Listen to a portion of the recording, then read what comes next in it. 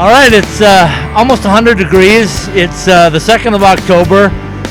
We're enjoying a visit with, as you can see, UNLV head coach Anthony Greener is with me. Coach, it's been a strange year to say the least. I know you're itching at it to get back on the ice. We know that ACHA hockey is kind of committed to a January 1st start. We know it's going to be unusual. Tell us where you guys are at right now with the program here in Las Vegas. Right now, we're just, we're everybody's in the same boat, kind of not getting as many skates as we wanted and kind of doing a lot of things over Zoom. So Coach Nick and myself have done a lot of Zoom meetings. Last Friday, we did our whole D-zone coverage. Normally, we do it at the rink, and then we could, do some on-ice stuff with it. But no, it's different this year. We did it all through PowerPoint, all of our meetings through PowerPoint. Obviously, the kids are still skating when they can, getting in the gym. But our goal right now is to have the most prepared team come January 1 or whenever they tell us we can play. I joked with you this summer. I said I think there's really an arms race here in the Southwest, at least, because all of the teams have continued to build, and you guys moving into the WCHL for the first time, getting a chance to have a conference title on the line, getting a chance to go to a national tournament. I know some of your players. Not some, all were disappointed that you couldn't continue, but the seniors especially, and some of the guys are coming back. We had a chance to visit with your captains a couple of weeks ago on our podcast. How have they handled it mentally? Because from the outside, it looks like nothing's bothered them. Is that a fair assessment, or has there been some things behind the scenes? I think, when it first happened, it hit home and kids were heartbroken, and I was heartbroken for them. But kind of just that's in the past now. We have a new goal. Like you said, we joined that conference. There's going to be some new rules and how you get to nationals because of the shortened season. So one of them is if we win our conference, you're in. So that's our goal, just to guarantee a spot. Because if they shorten the numbers of teams, you never know if we'll get in. We're right there, whatnot. But we control our own destiny right now. We win our conference. We're on the national tournament. That hits goal number 2, but we have to hit goal number 1 before we hit goal number 2. Coach Powers always tells me that anytime you can play for a trophy, it's worth it.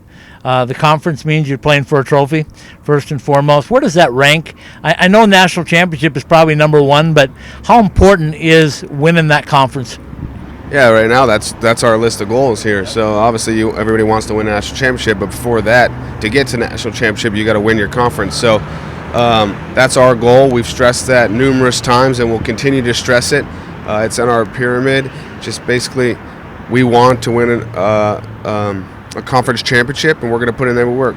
With the amount of games that we're playing, the shortened season, every game matters. We can't take a game off, and I know we had some hiccups last year.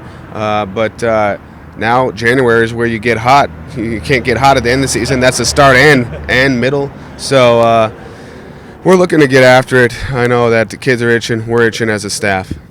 As we talk right now, you should have probably already played 4 to 6 games or preparing for your 5th and 6th games, I guess. But you had a big schedule. It was fun to see that announced. Going to carry that over for next year, or what's the plans? Yeah, everybody's kind of on standstill right now. I know that I'll be making the schedule here pretty quick. I want to get the same or as difficult, a schedule as we had last year.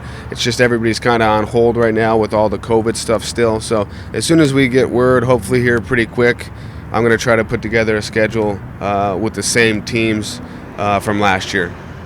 And there were a lot of big events, and I know it's important to UNLV hockey to have theme nights, special nights where you can have different jerseys, whatever, different groups that you can help out through games. Are you going to be able to do that even on a shortened season right now? Yeah, I think with that, the marketing guys, Nick and Dallas, they're all doing a great job and working with school and trying to figure stuff out. I know that we'll unveil our new jerseys opening weekend, January 8th and 9th here in Vegas. And then there'll be a specialty jersey night just depending on what we can fit in. I know they're mapping it out, but I'm not here to say or blow their surprise. But yeah, Vegas always does a good job. We're entertainment capital of the world, and I think the guys here for UNLV do a great job. Well, the best news so far in hockey that I've heard was, at least here in Vegas, was the fact that they've expanded the amount of people that can be in gatherings now up to 250. I know your football team is going to have 6,500 or something like that. When you look forward, the fans are the ones that are really the ones that are getting hurt by this, because you don't have big TV contracts, right? No. The fans come out, they rub elbows with the guys, they do the things. Your thoughts by January? We're going to be able to get some fans in, or are you still going to have to play without? No, I'm a big positive guy, so I think we're going to be able to fill our stands by then. I'm hoping by January. We might do some inter-squad games and whatnot if the governor speaks. He's supposed to speak tonight to see what he's going to open up about youth sports and referees and all that. But I would love to have an inter-squad game next Friday night with fans in the building, and have some kind of competition with our guys. And then moving forward, we're going to do a 3-on-3 league with some other pro guys here in town that we've got some sponsors for, the Yard, Jing, Frankie's Uptown, Focus Plumbing, and then the Smooth Skating Agent Adam Maglich Realty Group. So they've all done some sponsors, and we're going to do some 3-on-3 leagues. So we're hoping for the best to put people in the stands for that as well. All right, final question for you is, tell us just a quick synopsis of what you know about your guys right now. Everything going the way that you penciled it out on paper earlier this year? Yeah, pre-COVID, no. After COVID, yes. This is our most talented group that I've ever had, the hardest working group that I have as a whole. We have a great core of guys that came back, and then the recruiting class that we have is phenomenal. So Anderson's going to get pushed to net by we have 4 goalies. He's going to get pushed. Our D, we have 10 D-men, and we have 20 forwards.